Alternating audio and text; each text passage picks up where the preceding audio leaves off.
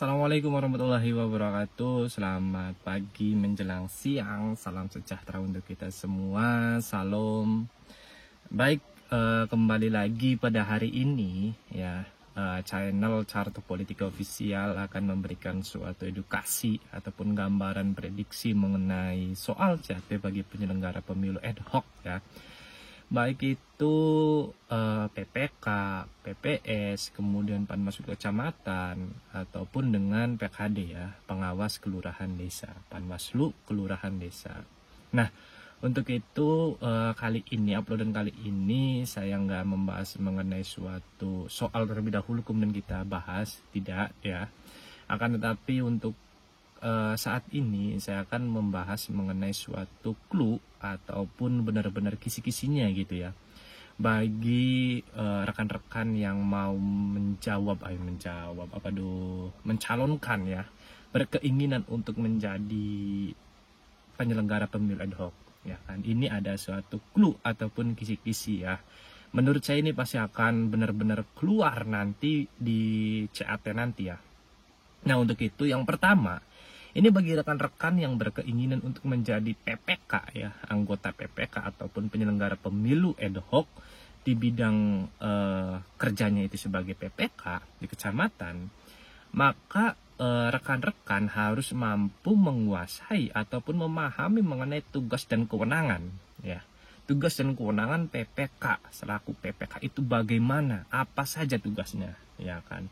Nah, hal itu teman-teman lihat di pasal 51 sampai 53 Undang-Undang Nomor 7 Tahun 2017 tentang Pemilihan Umum.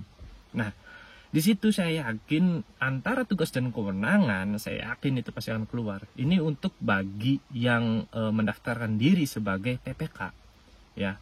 Maka setidaknya rekan-rekan itu harus paham fasih terkait tugas dan kewenangannya yang ada di pasal 51 sampai 53 itu Undang-Undang Nomor 7 Tahun 2017 ya.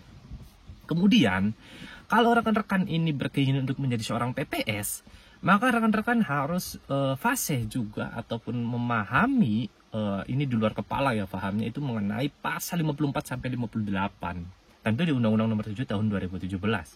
Itu terkait dengan tugas dan kewenangannya seorang anggota PPS, ya kan. Udah ruang lingkup itu aja tugas dan kewenangan, saya yakin 100% pasti akan keluar. Baik itu di CAT ataupun di tes wawancara nanti, ya.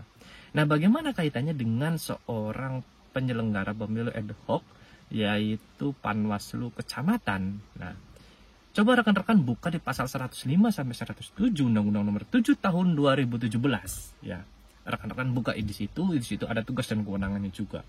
Pengawasan pemutahiran data pemilih, pengawasan pencocokan dan penelitian, pengawasan verifikasi, pengawasan pendaftaran peserta pemilu, pengawasan masa kampanye dan sebagainya.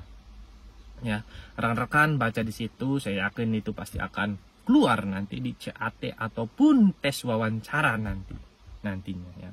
Terlepas nanti mungkin ada beberapa soal yang keluar lagi ya di wawancara, biasanya sih kadang nyeleneh ya, yaitu hafal nggak mars Bawaslunya ya, kalau di KPU mungkin marsnya ya kan. Itu ada beberapa pertanyaan-pertanyaan sedikit di luar daripada apa yang kita pahami, apa yang kita sudah hafalkan ya. Dan itu juga ya rekan-rekan harus menghafalkan juga lah, ataupun rekan-rekan ya harus mengetahui juga kayak gitu. Cuman akan tetapi ya ini pokok ataupun poin pentingnya itu tugas dan kewenangan.